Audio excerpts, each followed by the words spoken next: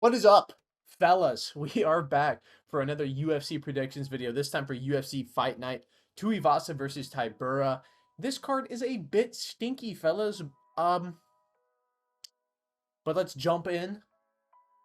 Let's get excited. Also, any new subs, leave a comment, and I'll write your name on the board. I want to fill out the board so I can get rid of whatever the fuck that is. Uh, let's jump right in. Kicking us off at bantamweight. I can't say the guy's first name, so I'm just gonna say his last name. Grigoriou versus Chad Anheliger. Fuck, man. This card I have not I have never flip-flopped on picks harder on a card before, I don't think, than this one. This one it's tough to get a read on. Also, important thing to mention. Important thing to mention. There's going to be timestamps now. I haven't been doing timestamps, but there's going to be timestamps to in the description where you can just click on the time and it'll go to whatever fight you're actually interested in seeing. Probably should have included that on maybe a card that actually has some interesting fights, but nonetheless, timestamps are a thing now. Grigoriou versus Anheliger. I'm leaning Grigoriou right now because he's the younger guy, he's the bigger guy, he has more reach. I think he's riding more momentum in his career right now, but I don't think his regional career is very good. Besides beating Smotherman on the Contender Series, I don't think I've seen anything from this guy that makes me think that he's going to be like up here in the UFC. He's a little can crushy, in my opinion. Smotherman's a good win, and he knocked him out in the first round, so he does have power in his hands, or at least he did there for some reason. Chad Anheliger, though, very tough, durable guy. He's been around a long time. Clearly, he's 37. He's a very difficult guy to finish, and I've been flip-flopping back and forth on this fight. It's like, do I trust and the younger guy who's riding a bit of momentum right now over the older guy who's riding no momentum, the smaller guy? I think I'm gonna go Grigoriou. I think Chad Anheliger is a good underdog to pick, especially if it gets out of like the first round and a half or so. I think Chad Anheliger is very tough and he can work maybe a pace on Grigoriou, but I'm just gonna trust in Grigoriou landing big shots early. And at this point in Chad Anheliger's career, I'm not sure if he's really got what it takes to send this guy packing. If he does, oh well. But I'm gonna lean Grigoriou. I think he. Oh God, does he finish him? I don't think he finishes him. Fuck it. I'll be bold. Grigoriou TKO over the ever durable Chad Anheliger, I guess. Fuck it. Moving up to women's strawweight, Jacqueline Amorim versus Cory McKenna. Um, I'm gonna go with Cory McKenna. I just think she's a better all-around fighter than Jacqueline Amorim. I think she's got better stand-up despite having a 58.5-inch reach. That's fucking crazy. That's crazy. I think she's a better positional grappler than Jacqueline Amorim. I think Cory McKenna would get a takedown and probably just sit in half guard for 4 minutes around. But in a sport where a lot of women's fights go the distance, I think that's actually a valuable asset to have. And like I said, I do think she's the better striker. I don't think Jacqueline Amorim has very good striking at all. Despite having a gigantic reach advantage, I don't think she knows how to use it very well. She's largely submission or bust. And she could catch Cory McKenna in a submission, but I think it's going to be hard to do because I believe Cory McKenna trains at Team Alpha Male, so I'm sure they're drilling a ton of submission defense, guillotine defense, things like that. I'm just going to trust in Cory McKenna to win moments here and probably get a decision over Jacqueline Amorim in this matchup. Let's move up. Speaking of fights that I've gone back and forth on at featherweight, Josh Culibao versus Danny Puma Silva. Fuck. Like, this fight is another one I've gone back and forth on over and over again. Like, before I recorded this video, I had, like, this side of the board filled out with, like, fighters that I was going to pick. I was doing some research, and I was just writing things on here that I thought were important and the fighters I thought were going to win. I erased my pick on Culibao Silva about fucking 5 times because I'm just not sure. This is probably my favorite matchup on the card because I really want to see where both of these guys stand after this fight. Danny Silva, good boxing, decent striking, had a really good win on the Contender Series against Angel Pacheco, but I don't think Angel Pacheco is all that good. Verbatim, he beat the shit out of him for 3 rounds. It was brutal, but I don't think Angel Pacheco's all that. But Danny Silva looked really good in that fight. Josh Culibao is coming off of a loss to Lerone Murphy, where he got shown levels in fighting. He just looked a step behind Lerone Murphy in every round. But that's generally to be expected because Lerone Murphy's pretty fucking good. Um, and I'm not sure how this is gonna play out. I think Danny Silva overall is the cleaner striker, but I think he's going to struggle against Josh Culibao a little bit. Because Josh Coulibao's a little bit weird in the way he throws things. He's a little bit unorthodox. He's got a tiny submission threat.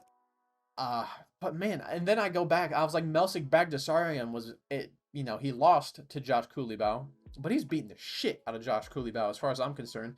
And so I'm like, can Danny Silva do the same thing? I think he could, but I also think he could just easily lose the decision to Josh Culibao. You're watching me flip-flop on camera because I really haven't had like a sure read on this fight. I've watched a lot of their recent fights. I think I'm gonna go with Danny Silva. I was gonna, before I started recording, I was picking Josh Nah, but fuck. Because I watched this interview of Josh Culibao for like half an hour after watching their fights, and he seems like he's a little bit more locked in, especially after the Lerone Murphy fight. I think he's learned a lot from that fight and a lot of his deficits and weaknesses, and I think he could improve them. And I think going 3 rounds with Lerone Murphy, despite losing, is a more beneficial learning experience than Danny Silva going in there and just beating the shit out of Angel Pacheco for 3 rounds. I don't know. Fuck. Fuck. Shit, am I about to switch again? I'm going Josh Culibao by decision. Suck my dick. I don't know. Suck my balls. Here's a fight I have a better read on. Moving up to lightweight, Thiago Moises versus Mitch Ramirez. I'm going Thiago Moises, guys. Mitch Ramirez is decent, but his UFC debuts Thiago Moises. You know what I mean? It's a tough draw. It's a tough ask to fight Thiago Moises in your debut. Mitch Ramirez's only losses to Carlos Prates, who I think is kind of bad in hindsight. I believe he just knocked out Trevin Giles, I believe, which I predicted him to do. But in that fight, Carlos Prates looked like shit. I mean, he was just getting teed off on by a fucking just a jab. Just a jab was destroying him. So I really don't think Carlos Prates is all that good. I think he's fadeable in the future, and Mitch Ramirez got obliterated by him. Mitch Ramirez is good. He's got good striking. He's got good grappling, but this is Thiago Moises. Thiago Moises is good. He's also, funny enough, the younger guy here. I didn't even realize that until I just looked here. He is younger by 3 years. Thiago Moises has a vast wealth of experience against really good guys, taking Islam Makhachev into the 4th round, going to war with Benoit Saint-Denis. Thiago Moises has good counter hooks. He's got good grappling. He's got great submissions. I just think this is a tough matchup in your debut. I'm going to go with Thiago Moises. I think he's probably going to submit Mitch Ramirez in this fight in like rounds 1 or 2. Moving up to flyweight, Rafael Filho versus Ode Osborne.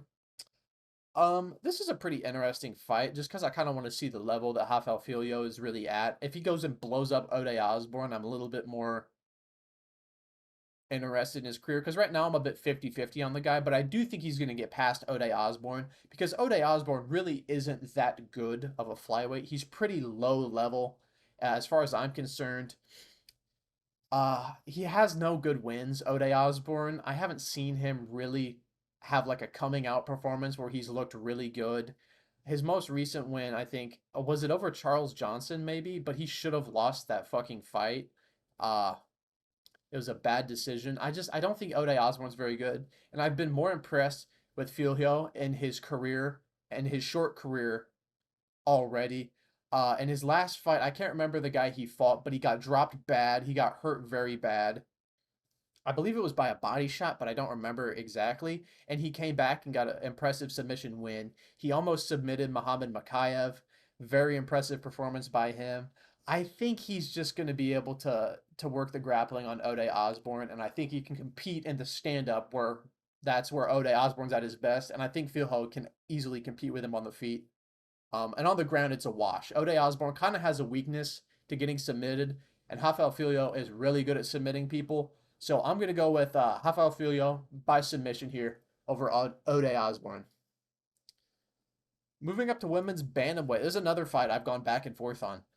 Believe it or not, Nunes versus Chelsea Chandler. I think I'm going with Nunes here, guys. I was thinking Chelsea Chandler for a little bit because I'm like, well, she only really lost to Norma Dumont, and Norma Dumont's really good. Good-ish. She's like borderline ranked fighter, Norma Dumont. She's good. But man, Nunes just has punching power, and Chelsea Chandler kind of looks lost on the feet like 90% of the time. She doesn't move her head very well. And if you're getting caught on the chin by Josephine Nunes, I think you're gonna lose. I just do. Sorry, I'm getting a phone call.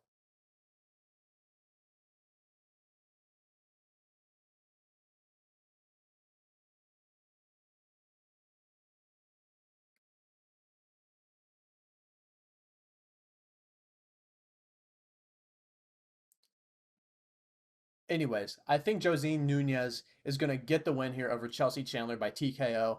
She's much smaller than Chelsea Chandler height-wise, but the reach is largely the same, and I think she just has more finishing upside here. Chelsea Chandler doesn't move her head, blocks punches with her face, and against someone with actual punching power, I don't think that's going to bode very well for Chelsea Chandler. I think Josine Nunes is going to get a TKO here in this fight over Chelsea Chandler. Closing out the prelims at lightweight, Natan Levy versus Mike Davis. Guys, I'm going Mike Davis. This guy's fucking sick. And Natan Levy, I don't think is all that good. Mike Davis is coming off a long layoff, though, as he tends to do for some reason. But, I mean, I think he's better than Natan Levy legitimately everywhere. I think Mike Davis is going to TKO Natan Levy in like rounds 1 or 2. Like, there's not even much to break down here. Mike Davis, disgusting Muay Thai. Natan Levy's a bit slow on the feet. And in the grappling, I don't see Natan Levy having a very distinct advantage over Mike Davis in any way. So yeah, I'm going Mike Davis TKO over Natan Levy. Moving up to middleweight, Gerald Meerschaert versus Bryan Barberena. I actually think this is a winnable fight for Bryan Barberena. I'm not picking him to win because it's just on a hunch that he might be able to do okay against Gerald Meerschaert. I am going with Gerald Meerschaert here simply because, I mean, the man is like the most lethal grappler in middleweight, the most lethal submission grappler, that is. And Bryan Barberena kind of has a weakness to takedowns and submissions. I just see such an easy path to victory for Gerald Meerschaert. Get Barberena to the ground. He's already a chubby welterweight. I don't know why he's fighting at middleweight right now. And submit him. I think Gerald Meerschaert can do that all day. On the feet, Bryan Barberena, good cardio, good pace, a lot of volume he can put out. I don't know if he has the power required to really shut off a Gerald Meerschaert. I feel like you have to be a certain level of power to knock out a Gerald Meerschaert. And I think that's Bryan Barberena's only way to win this fight, is to like knock out Gerald Meerschaert or maybe edge him out to a decision. But I feel like at least in like 2 rounds, Gerald Meerschaert will get him to the ground and dominate him. Yeah, Gerald Meerschaert's last fight, as somebody who bet against him in his last fight against Andre Petroski, man, he probably should have beat Petroski, huh? It was close. Petroski kind of got fraud checked by Meerschaert. I think Meerschaert is capable enough on the feet to hang with Bryan Barberena, but on the ground, it's a fucking wash as far as I'm concerned. I'm going to go with Gerald Meerschaert here by submission over Bryan Barberena. I don't mind if Barberena maybe like decision underdog pick. I could see it happening. But I think the most likely outcome here is Gerald Meerschaert gets a submission over Bryan Barberena in this fight. Okay, moving up to women's bantamweight. Sorry, I got another phone call. Penny Kincaid or Kianzad. I said Kincaid. Kianzad versus Macy Chiasson. I'm going with Macy Chiasson here because she's just bigger and stronger and more powerful, right? These two ladies have fought before, and Chiasson was able to outmuscle her and submit her. I think largely this is going to be the same thing. Kianzad, predominantly a lady who wants to land hands on you. That's pretty much all she throws and all she has is her hands, her boxing. Chiasson does mix up her strikes a lot more. She'll throw leg kicks, she'll throw body kicks, things like that. But I think the biggest story of this fight is just going to be the size advantage and the strength advantage. Macy Chiasson is a big, strong lady for women's bantamweight. She really fucking is. They have her listed at 5'11 here on ESPN. I think she's a little bit shorter than 5'11, but she is fucking big in there, dude. And I think she's just going to be able to muscle around Kianzad in the clinch very easily, land better shots in the clinch, maybe invest some leg kicks, which Kianzad I don't think knows how to check, and I don't think she will check, and I think she'll get her leg chewed up as well. I think Macy Chiasson is the side here, just because strike diversity, I just think she's going to brutally maug her. She's not going to break her new streak, and I think she's going to brutally maug Kianzad. I think she's probably going to finish her again. I could see her winning a decision. I actually think that's more likely. I'm going to go with Macy Chiasson here, getting a dominant decision here over Kianzad. Moving up. Here we go. Christian Rodriguez versus Isaac Dulgarian. This is a fight that I'm very excited to see. Christian Rodriguez, I think, is pretty good when he's cheating and missing weight and beating up on guys actually doing their job at bantamweight. In this fight, he's fighting Isaac Dulgarian, a actual featherweight. I'm going with Isaac Dulgarian, dude. One thing in Christian Rodriguez's career that I've noticed is he is easy to take down. Guys take this guy down at will, like Raul Rosas Jr. I picked Christian Rodriguez to beat Raul Rosas Jr., but Raul Rosas Jr. was dominating him in the first round. He just gassed out. I believe Jonathan Pierce was able to take down Christian Rodriguez pretty much at will. He did get caught in a couple guillotines, though, but largely was able to take Christian Rodriguez down and control him. And I don't think either of those guys are even close to Isaac Dulgarian's wrestling. Isaac Dulgarian is a very legitimate wrestler. He's got good striking, and the difference between Isaac Dulgarian taking you down and a guy like Raul Rosas Jr. is Isaac Dulgarian is a real featherweight, not a guy you can cheat and miss weight on and bully because you didn't cut the extra 5 pounds. This guy's going to be a lot bigger than Christian Rodriguez on fight night, and I think he's going to be a lot stronger.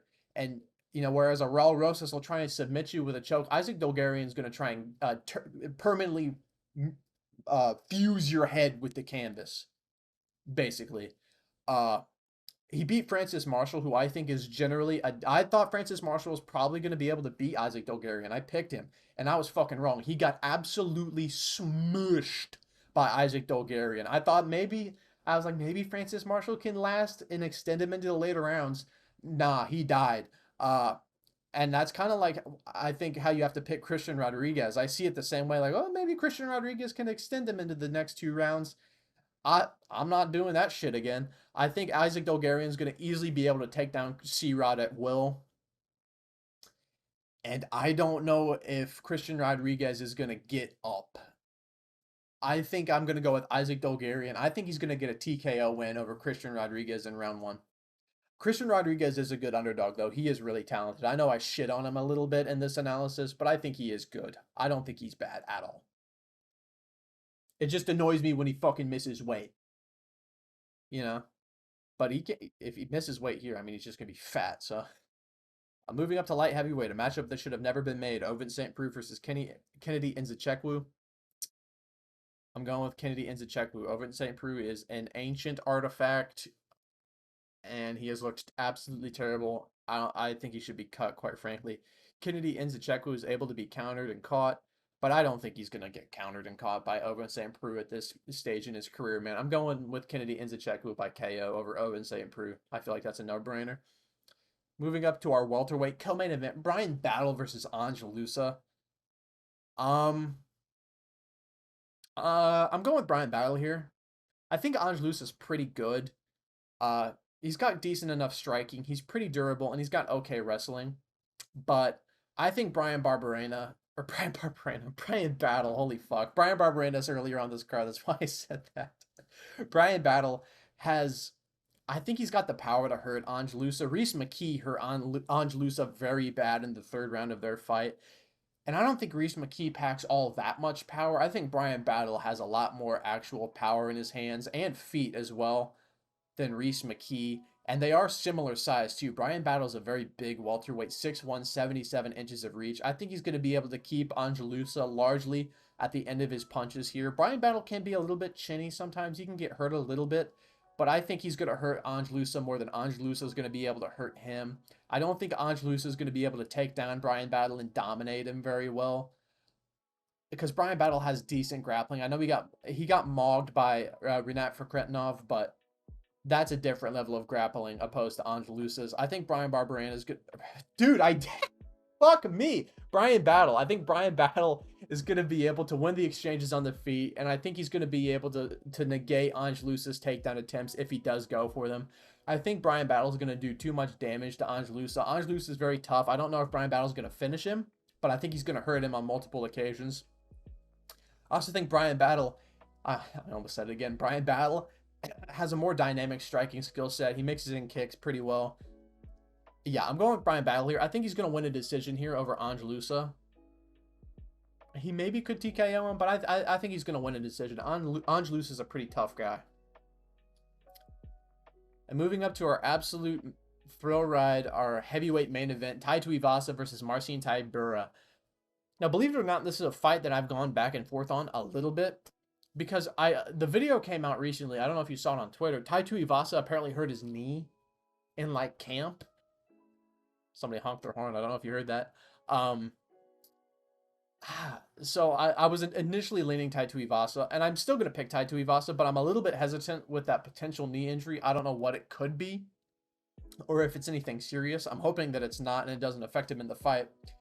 I think the largest story of this fight here is, I think Tai Tuivasa is going to be able to slow down Meerschaert Tybura with his leg kicks and then set up a big shot and hurt Meerschaert Tybura bad. I don't think Tybura is all that good. He's okay, but he's beating guys that I don't think are anywhere near Tai Tuivasa's level, like Blagoy Ivanov.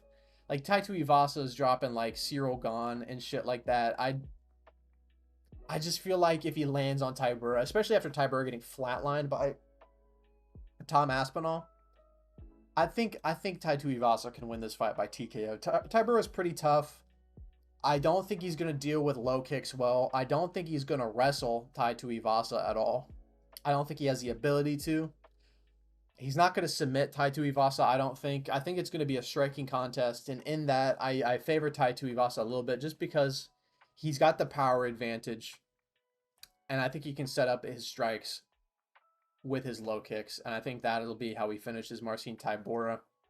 I'm going to go with Tai Tuivasa. I think he's going to get a TKO in this fight, and like round 2. But yeah, I hope you guys enjoyed this video. Don't forget to rate, comment, and subscribe, and I'll catch you guys next time. See ya.